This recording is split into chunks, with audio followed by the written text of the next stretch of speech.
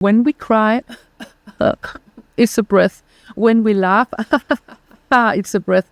When we sigh, it's a breath. When we get angry, it's a breath. When we are scared, afraid of something, then the breath reacts.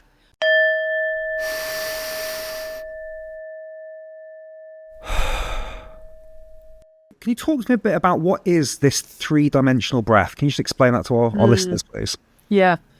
Well, three-dimensional. Well, it is this way, and this way. So with no terms about it, just looking in different dimensions. That when we breathe, well, breathing is a movement that can be felt inside of us and outside. With our hands and with our inside perception, with the interoception. So when we breathe, we're designed three-dimensionally because the lungs, they are placed three-dimensionally in our rib cage. It's not only in the front like many people think. They fill up the whole rib cage all the way to the back. Even in the back, there are more alveoli, more of the gold area in the low back area of the lungs where you can oxygenate. So the lungs are three-dimensional. The diaphragm, the breathing muscle, as I also pronounce it, is three-dimensional. So it's attached all the way to the low back, all of the ribs, the last big part of the ribs, and to the front behind the sternum. So everything around breathing is three-dimensional anatomically. And when you breathe, it is a movement that can be felt if you tune in to that. And that is a three-dimensional movement too. If you're going to use your lungs efficient and optimal, and if you use the diaphragm efficient and optimal, it should be a three-dimensional movement. Not that the diaphragm moves to the right or left or back or front. It still moves down like it's designed to do when you breathe in, and up when you breathe out. So it's like that dome that is lowering a little bit on the inhale and highering a little bit on the exhale. So that creates a change in the pressure in your lungs. So they expand, the rib cage expands three-dimensionally on the inhale, and on the exhale it decreases three-dimensionally. The same in the lower body, so below the diaphragm and the lungs, there also is the change of pressure, which is a three-dimensional pressure too. So the movement, when you push to your organs, etc., it all has to move somewhere, so it pushes to what's beneath. So that's why also, because you feel most on your front side in your abs. Typically, you're told that you should breathe into your abdomen and feel the movement in your abdomen. And that is a very important key area for this three-dimensional breath.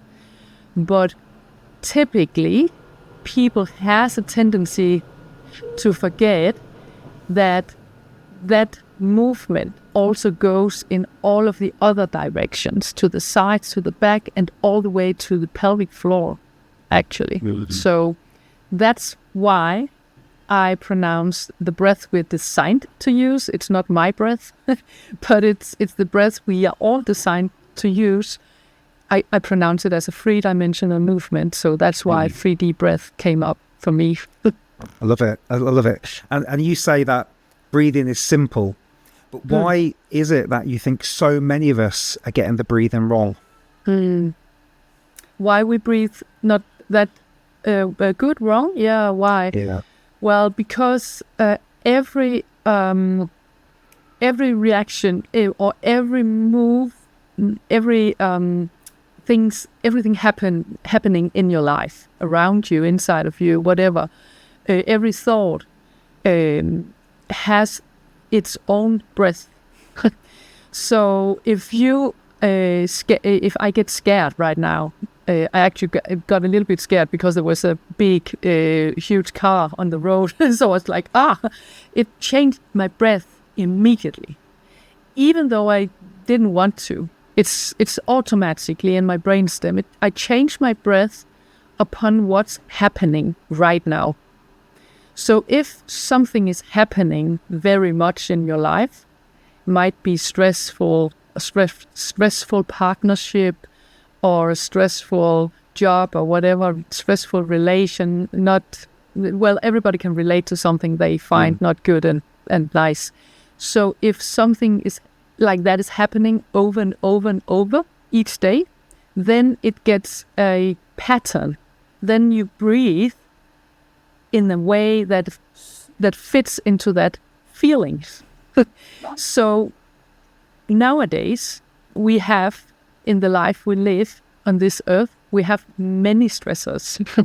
So each of us has different lives and different good things and bad things. So when we have these stressors in life, it can also be traumas. I mean, the big, huge ones, like volcanoes exploding, in our life. Then it also can be that big of an explosion that your breath kind of reacts and then gets stuck into that pattern. So you hold it somehow.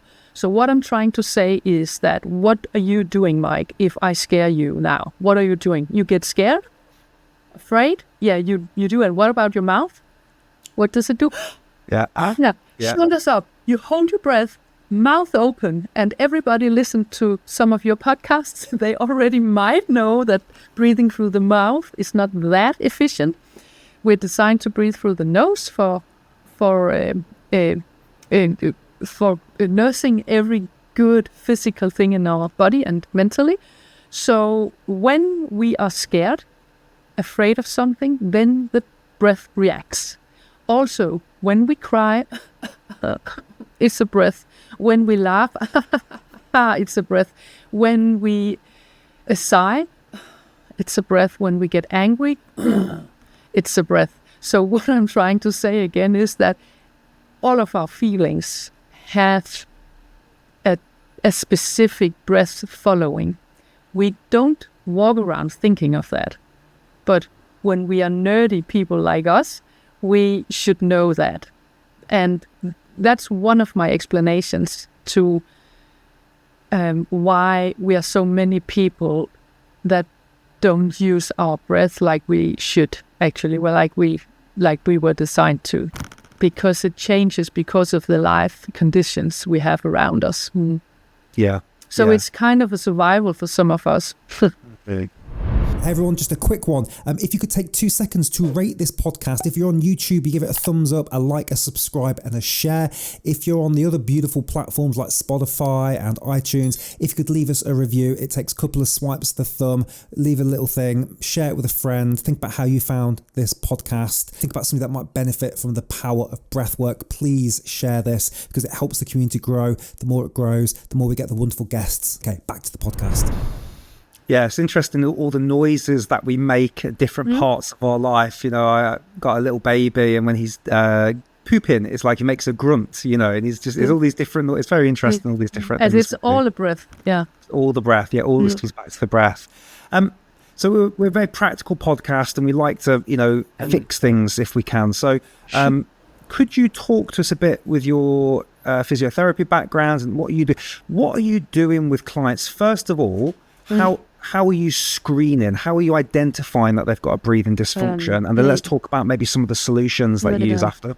I like that question because, well, I don't do a bold score or the Buteyko method. They use another term that is Patrick McKeown using the bold score, etc. There's so many different names going on about how long can you hold your breath, how slow can you breathe. I also count the breath a lot, etc. But basically, first of all, before looking at anything else, I look at a client and I examine and I observe, actually, with my eyes, first of all, and then with my hands, how the movement in that specific body is happening. So the movement I just talked about biomechanically, how is that movement happening in different positions? Because our breath changes its circumstances and its conditions when you change the position to gravity and the surface and the position of the body. So when you lie on your back, the breath has one certain pattern in a body, in a person. And when you change into a vertical position, it changes a lot, or into side lying, for example, or into front lying. So I look in different basic positions, and of course also in vertical. And then I check this movement just by observing with my eyes and then with my hands. And I also integrate the client's examination itself. I mean, how they experience, and they can feel with their own hands too. So then I identify, okay, does it move or does it not move as I would like it to do for a normal breath? And typically I see that many people nowadays, they are very much stiff. I mean, blocked would be the right word, but it's very negative. So I would say more they are stiff. They are like duct tape, tape that are not elastic. They are like they had some duct tape on specific parts of their torso, where they should expect movement when they breathe, but no movements comes in, because it's simply too stiff. What is too stiff? The joints, the tissue, it is the fascial tissue, especially the muscles, everything, the nerves, everything around in that area gets stiff when it's not used. So then I see, where do they actually move when they breathe? Because everybody's breathing. Everybody has their own breath. That's really very, very nice to know. So we all have a strategy. So I look, examine, I note it down, and then I will always see a connection to the way you use your breath and to what the person told me. So it could be about their challenges, if they have asthma, or they're stressed, or they're anxious. There's always kind of a connection between what I see and what I hear. That's very interesting. That's very interesting. Yeah, so that's the first part of my examination, and also listening and talking very much, because I really believe and see practically that our life goes together with the way, the strategy, the biomechanic that the body uses for breathing. So when you're looking at the client, that's really interesting. So you have them in different positions and you're looking at where the breath is going. Just give us a flavour of what you're looking at. And this is where I want to get your opinions. Like, is it the shoulders and the chest versus the belly? Is it something else?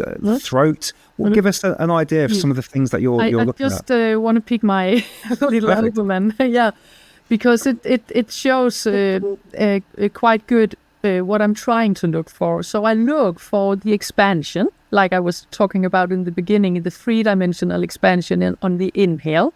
And how does it work on the exhale? That's just as important, even more important. So I know then that most of the movements should be on the front and the abdomen, because that is the softest area. There's less resistance in the front part of the body and the abdomen. So we should see the most movement here.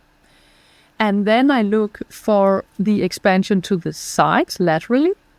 There should be quite a lot. And in the back, even in the low back, even in the sacrum, which is the back part of the pelvis, even in the tailbone, even in the very low abdomen. But most of the movement should happen just around the lower ribs. So the very lower ribs, where the diaphragm has its biggest power, we should see the most movement. And then I look, okay, does that movement also happen in the rib area, in the rib cage, even in the front, in the sides, in the back? And is it a movement that goes up and down, which I don't like, which is more a superficial and a movement with the upper area of the breathing muscles? Or is it a movement that goes three-dimensional? And that's what I'm looking for. So I look for, I have a kind of I know how it should look like. That's what I teach in my educations, of course.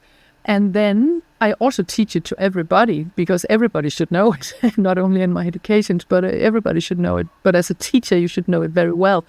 And then I note where I would like more movement. Where do I not see the movement I would like to see? And then we start working on that. It's cool. So let's get into that then. So I'm very interested. You should just talk a little bit about fascia and breathing, because I know like a tiny bit about fascia, but almost like I could say like 2 sentences and that's it. So could you explain to us like fascia, what it is, and then how it relates to your work and mechanical breathing? Well, I see the fascial system in the body the most important system. It's also the newest system that we got to know very well, actually, anatomically wise and scientifically wise. So that's very nice, because it gave a lot of answers for nerdy body people like me. Because why do you get sore, and why does an area hurt? It should not hurt, but when you touch it, it hurts, and when you move it, it hurts. Why is it like that? And the science and the knowledge we have now behind fascia tells us a lot about it, because the fascial tissue is very intelligent. It is actually that intelligent that they tell us, the science tells us that it has 6 times more proprioception, which is information to the brain from the tissue, than any other tissue in your body.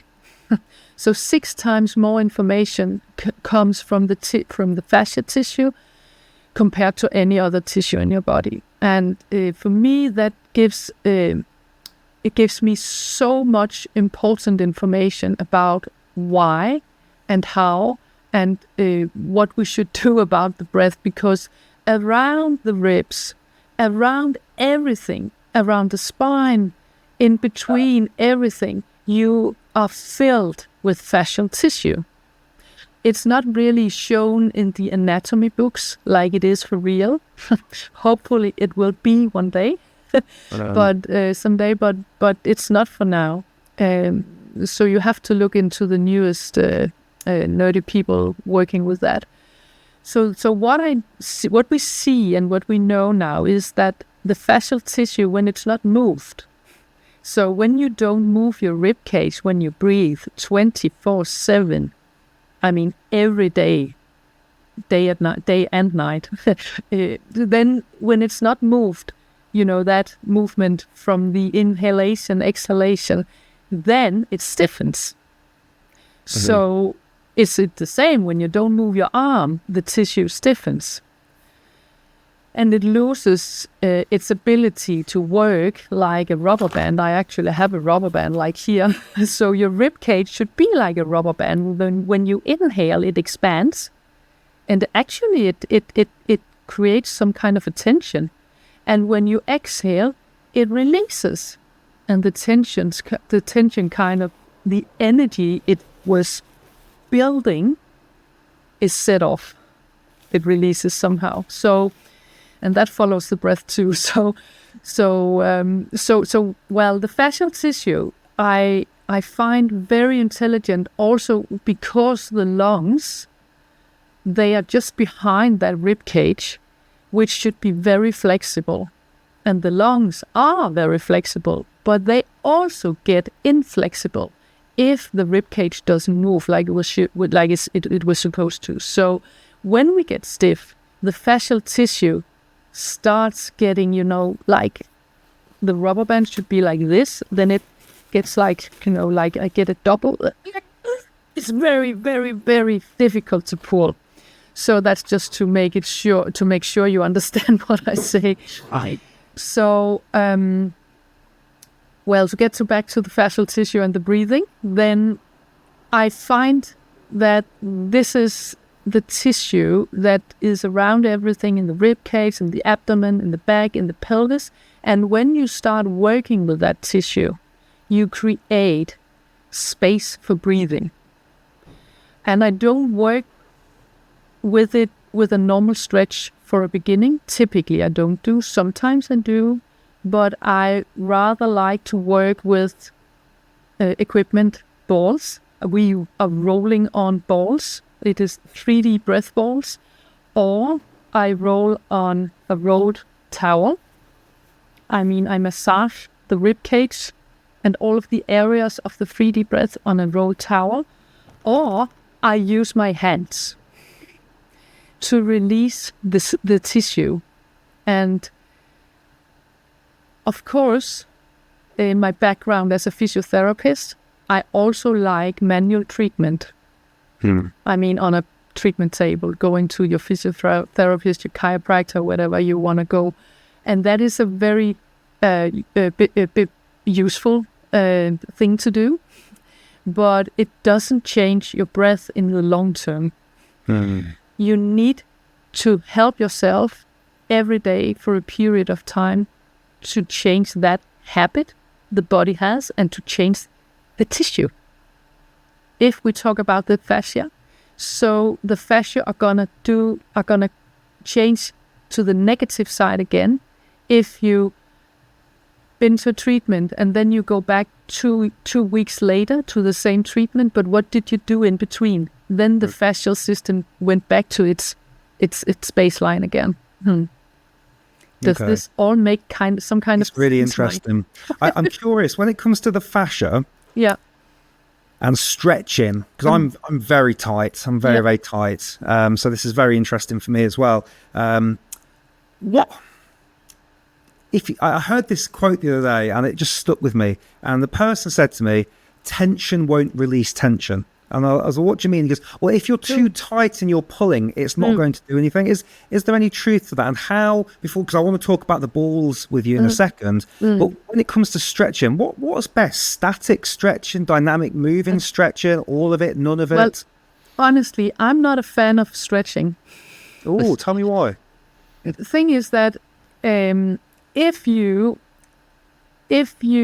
are tight somewhere, it can be of many different reasons. Simply, you don't use your breath optimal, and then the rib cage stiffens. Okay? Then you're stiff. But why are you stiff? Are you stiff because you sit at a desk every day and don't move? Maybe that's the case for many people today.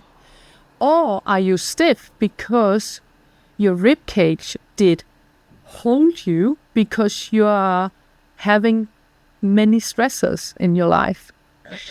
Because every tension in my book, in my body book, my book of the body, every tension in a muscle or a tissue, in the fascial system itself also, any tension has a relation to something in your life. And it's not because I'm a psychiatrist now or I go into that, more what is going on in your brain. I just talk about what is going on in your body. So in my book, your body reacts, not only your breath, but your body reacts with attention upon everything that happens. And it could be from your childhood, actually. It doesn't have to be from yesterday. So if you are stiff and hold yourself somewhere, it's not because you wanted to. It's just an automatic response to defend or to kind of take care of yourself, to kind of put yourself in a more safe position. So it's on the first hand, it's good, but on the long run, it's not good. So for me, if you start stretching that area that had that reaction, even from sitting in front of on the computer on the desk, then you start stretching it. It's just saying, now I'm talking as a tissue. It's just saying, no, don't stretch me because you need me. You need me to hold you. You see that? Yeah. Yeah. So I don't find it that beneficial. I know many people don't agree with me, but I know just as many does. So I want to expand it a little bit, because when you start working differently, we're releasing the tissue, not stretching, but releasing, I mean, with balls or something else, hands, whatever you could find useful. Help from somebody who can teach you how to do it, of course.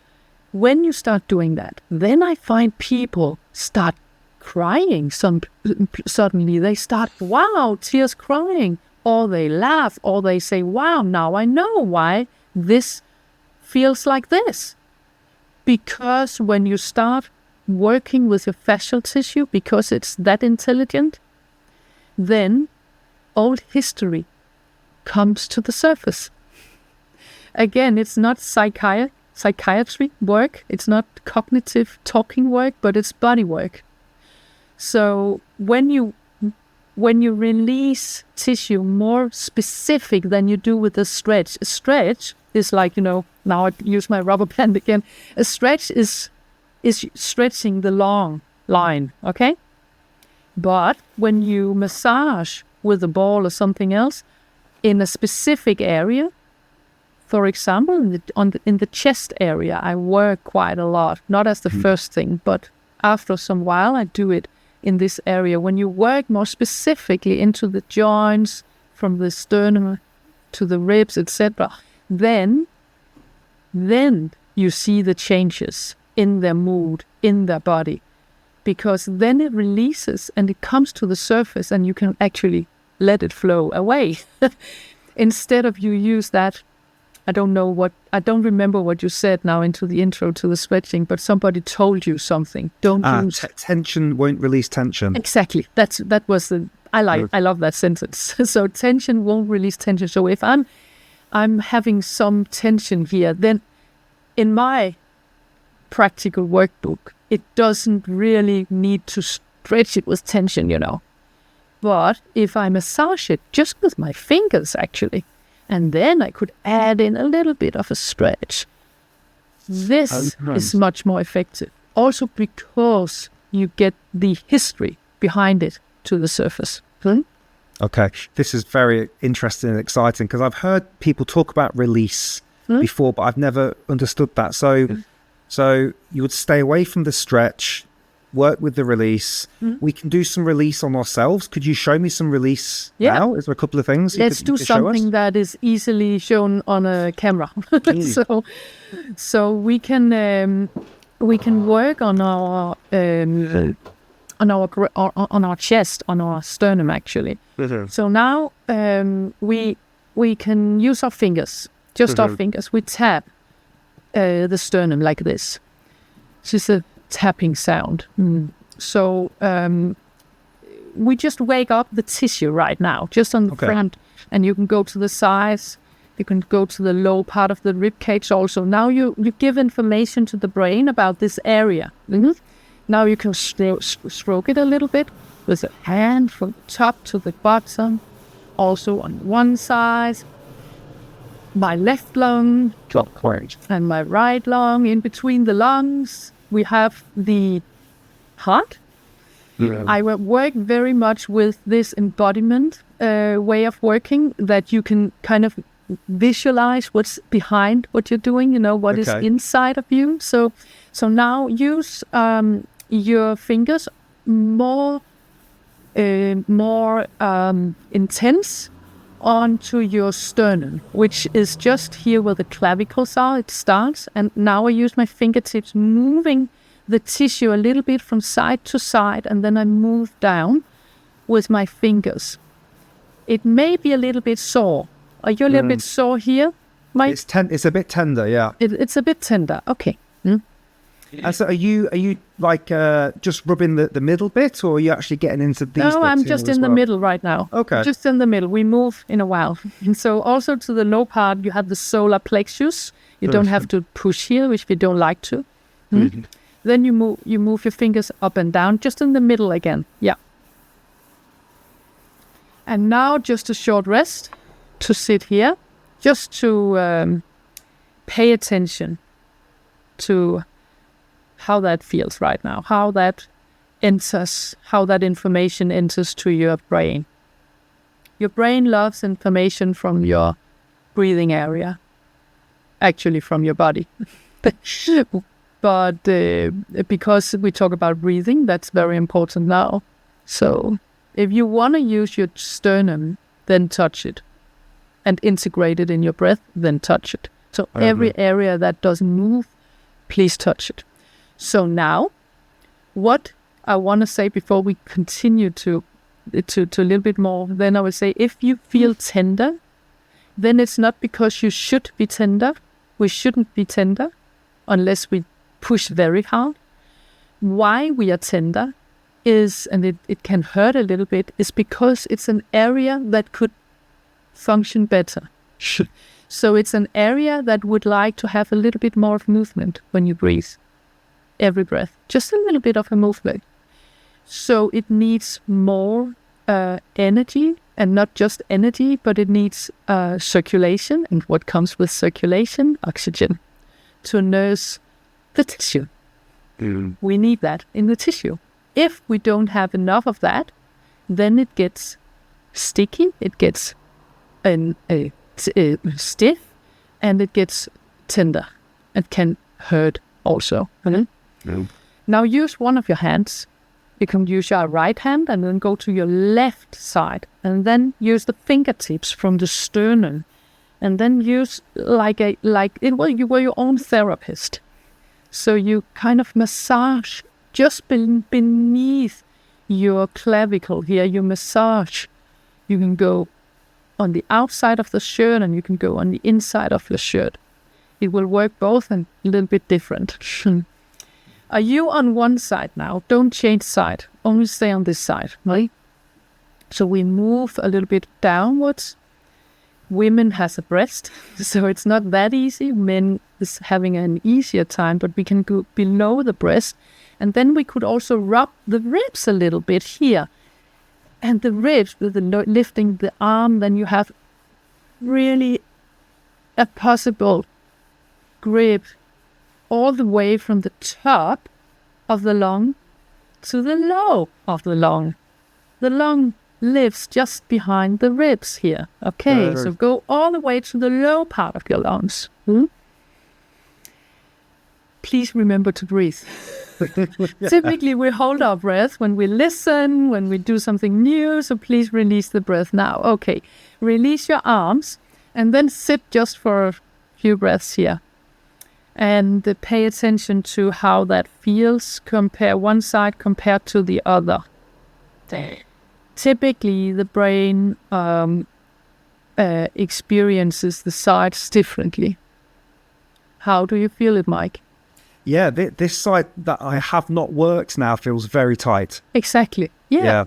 This feels really loose. Exactly. Yeah. So that is the purpose, actually, to let the brain know that when you breathe, it's okay to use that lung. It's okay to use that part of the diaphragm to pull in the lung, to move, to make that biomechanics working. So it is not a cognitive task. You could add that on. I mean, you could add the perception, etc. on. But right now, it's just a physical task. We just made that side work even better. So let's just do very shortly the other side, Mike, if that's okay. Yes. Yeah, I can balance out a little bit. Yeah. So start with the sternum, and then start just below with the fingertips here, just below your clavicle also. And how hard do we press in? Yeah, how hard? You choose how hard. Okay. The reason why I say you choose is because some of you might only be able to softly touch because you're so sore, so tender. But some of you can touch even harder. It is actually like that. Please differentiate. I mean, make it vary. I mean, that was the right word in English. Vary your touch. Okay. Because every variation, the fascial tissue loves. Right. So you be gentle, be soft. Yeah, change. Be a bit more firm. Vary, yeah. And then go to your ribs. All right. And remember to breathe. Just make sound. That's fine. You could also sigh it out. That's also good. Yeah. Good nice.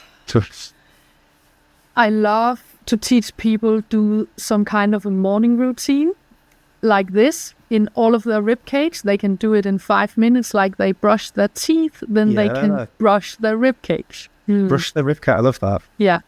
Okay, very good, Mike. This is actually really addictive. I feel like I could be here for like an hour. Yeah. And I'm just starting to like feel, oh, that feels really tight. Yeah. Oh, that needs some work now as well. Yeah. And how easy is it? It is quite simple, you see. And you just need somebody to show it to you. And then the hard thing is to do it. Okay. So you know humans, we are not that easy. So the hard thing is to remember to do it. Like you brush your teeth every day, then you should also do these kind of exercises every day, at least for a period of time, until you feel that your body changes its habits, its space. I mean, until it feels like you are freeing up the breath, so you create more space to breathe. It's not that I want you to do big breaths or anything. It's just to free up the basic, soft, nice, heartful, calm breath. Yeah. So when we've done the brushing, do we need to do anything after? For example, do we need to then do some mobility or some yoga or something? Yeah, it would be fantastic to add in, for example, a side stretch. Okay. And then breathe into the side. Okay. Then feel how the diaphragm moves. Let's do it. Just do a side stretch. If the arm is better like this, then you can do that. So just try to stay here in a side stretch. You can rest your other arm somewhere and then breathe. Try to breathe like moving the open side. Actually, the diaphragm has a position now to kind of push into the side. And then, like you did, Mike, it is fantastic to add a touch. I could just feel, it's tight here now. I need to rub here. You're very good. Yeah. You already got it. Then we could go back.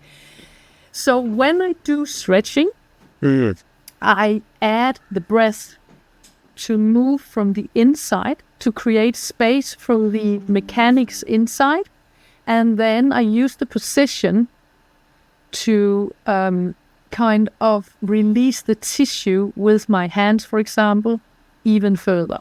Yeah, that's wonderful. Thank you for showing us that. That's really exciting because I have this tendency to go really hard, thinking that's going to solve it. I have to really stretch now, hurt myself. Yeah.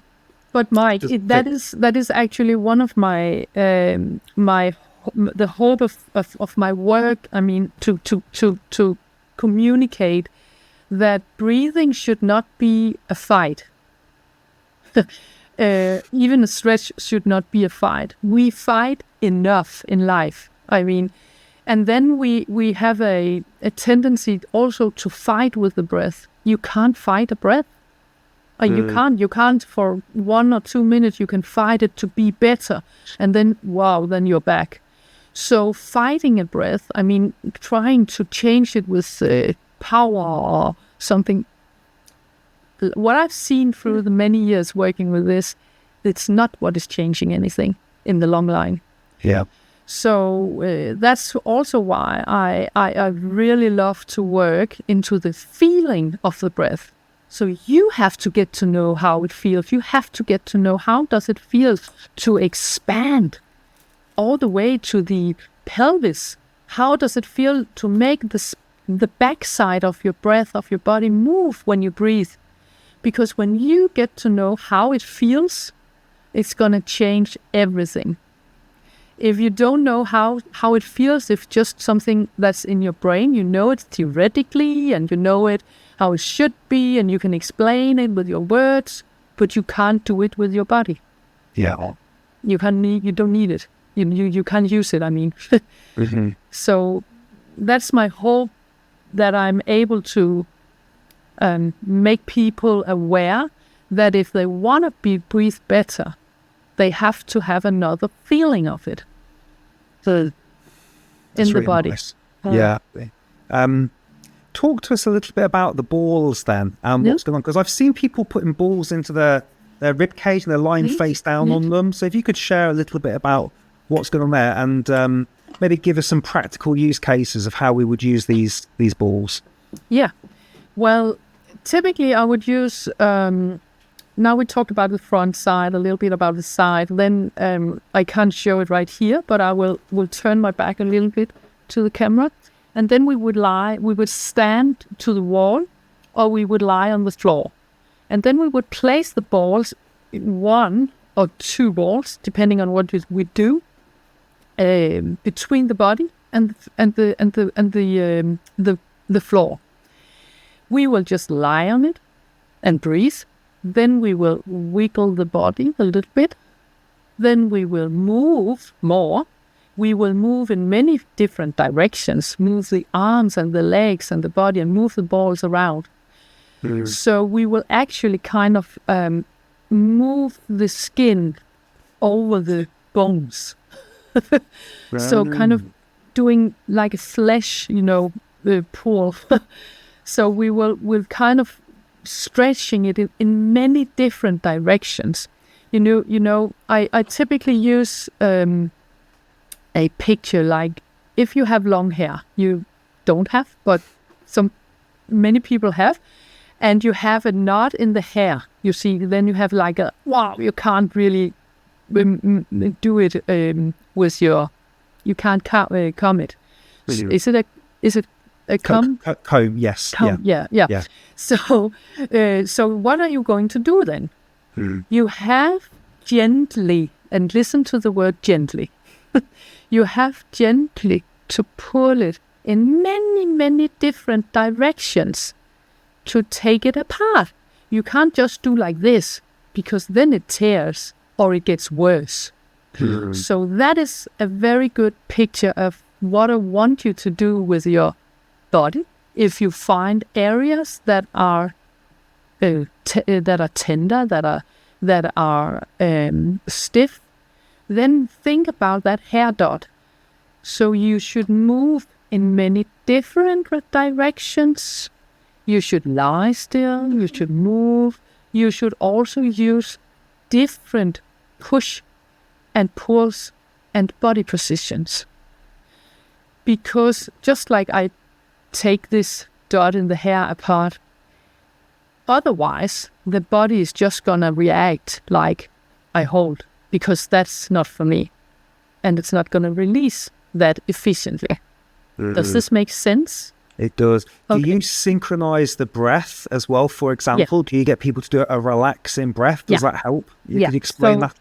Definitely. So I use the inhale very much too, because when we were in that side bending, that is very simple again, we were like, try to imagine the diaphragm. It's a little too high here, but I can move myself back maybe then. Yeah, you can see it here. So the diaphragm is like this. When I do a side bend, do you see the position of the diaphragm? It's not here now, it's here. Okay? Yes. Yeah. So when it moves down and up, it pushes, the pressure pushes a little to the side. Do you understand that? Yeah. Yes. So here, the pressure goes all the way in this direction. Right. Okay. Here, the pressure goes in that direction. You see? Yeah. Yes. So that is the biomechanics again. So when you change position, and you do that also in your life, or fortunately, so that's a thing we could talk about afterwards. But when you change the position, then I ask a person if they are in a certain position. I imagine how the diaphragm is positioned inside of the rib cage. And then I ask the person to breathe into that specific area where it's easy to feel because of the pressure. And then because that makes space from the inside. Yes. A push from the inside that also stretches the outside. And then when you breathe out, you have that fantastic release where you get small and you get that nervous system release too. So yeah, I work very much with the guiding of the breath also. Yeah. Yeah. Also with the Please. slowing down the breath and placing the hands and feeling how it moves and breathe into the hands, etc. Yeah. Are you putting the balls into the diaphragm at some points as well? Do you lay on the ball? I know many people love, again, it's because there is a tendency, in my point of view, to make everything hard, even breathing again, There's a tendency that how long can you hold your breath? How long can you do that and this and So there is a tendency of performance in breathing, in breath work. And I think that is an area itself that is very useful. So I don't say it's not useful. It's very useful. But you should start somewhere else before going into that performance thing. And why I talk about it now is because typically many people like to put the balls around in the front, attacking the diaphragm. I find that very, very intensive for a start. It's not that you're not allowed to do it, and it depends whether it's a soft or hard ball, of course, or what size it has, etc., and with which person who does it, so what kind of a person and body. But typically I would work from any other area. I mean, I always start on the back side, then I go to the sides, then I go to the front, the sternum, and the very last part is the abdomen and the diaphragm itself. The reason is because it is very, very intensive to go directly to the diaphragm, and some bodies accept it, a lot of the bodies doesn't. So it's too much. And if you don't release the other areas, what is the purpose? Because if you still have a stiff rib cage, of course, releasing the diaphragm in this area will release some movement in the rib cage, but typically not all of it. Yeah. So interesting. Yeah. What's the relationship between vagus nerve and fascia, if any? Is there a relationship there? And the reason I ask that is I am a very tight person, and I wonder if my tight fascia relates to my stress levels. Do you have any thoughts on this? Can I take it from well, I don't think I have any scientific background saying that it's the vagus, but I can talk about the parasympathetic nervous system. Please. Yeah. So because it's kind of part of the same. So how I explain it to normal people that doesn't know anything, and I will do that here because then everybody can copy that and understand it. So if you have an area that is stiff, the brain have no information from that area because it is not movable. So you don't use it. There's very little information, proprioception, direct information to the brain. So the brain, if it was here, it's easy because you can see it. So the brain really don't know how that area is working. Is it okay? Is it tense? Is it cold? Is it warm? How is it feeling? Is it okay or is it dangerous? So when the brain loses information, is in lack of information from an area, it has a tendency, the brain has a tendency to think and interpret that, wow, it might be dangerous.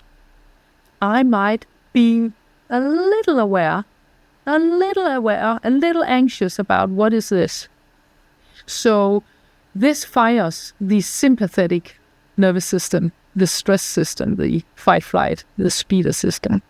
So starting to work with that area, even touching it daily, even rubbing it, even massaging it, then the brain gets information, and then the brain says, wow, is it just my sternum? I can release. I don't need to be aware of if there is a danger just around.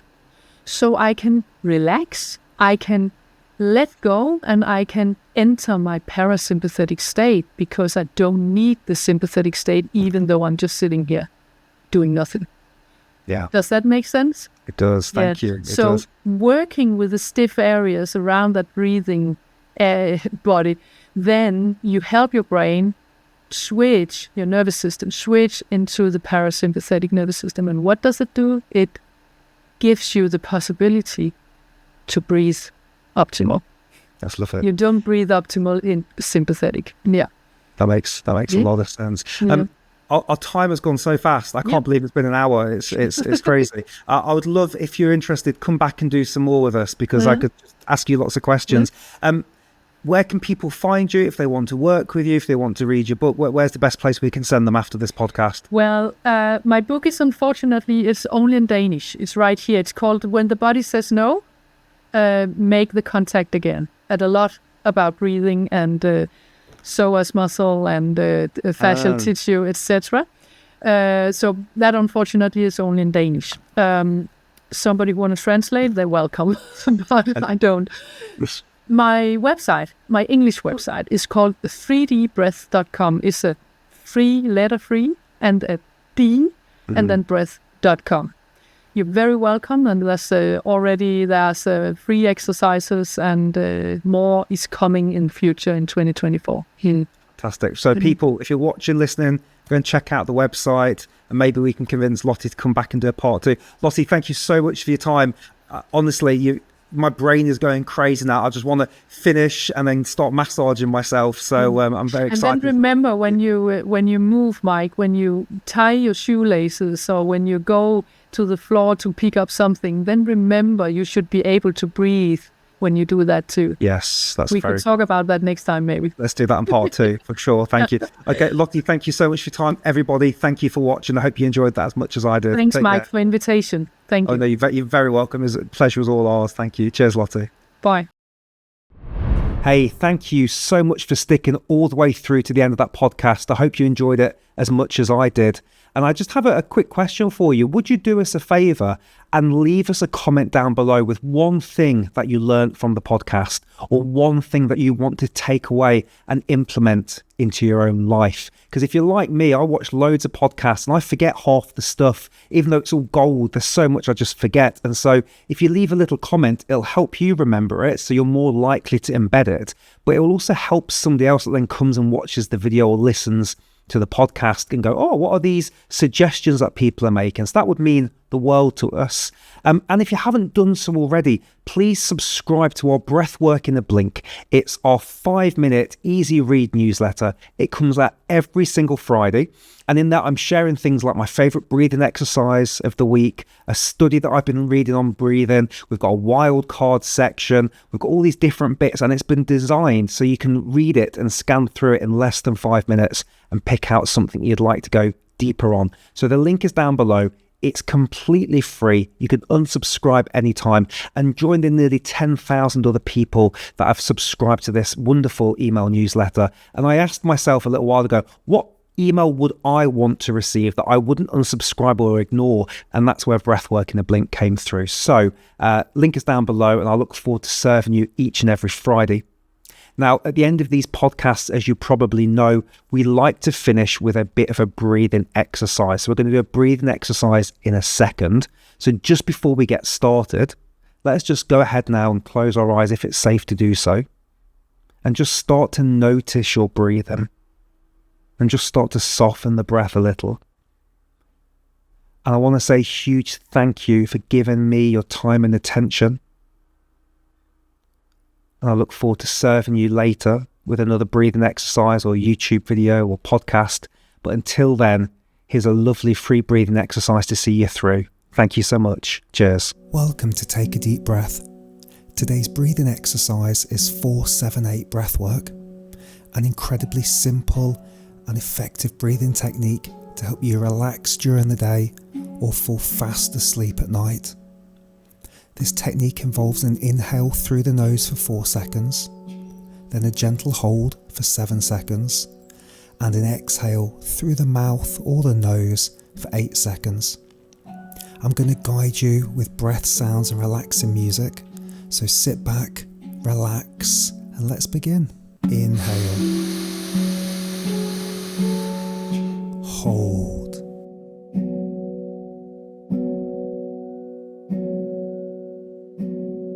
Exhale.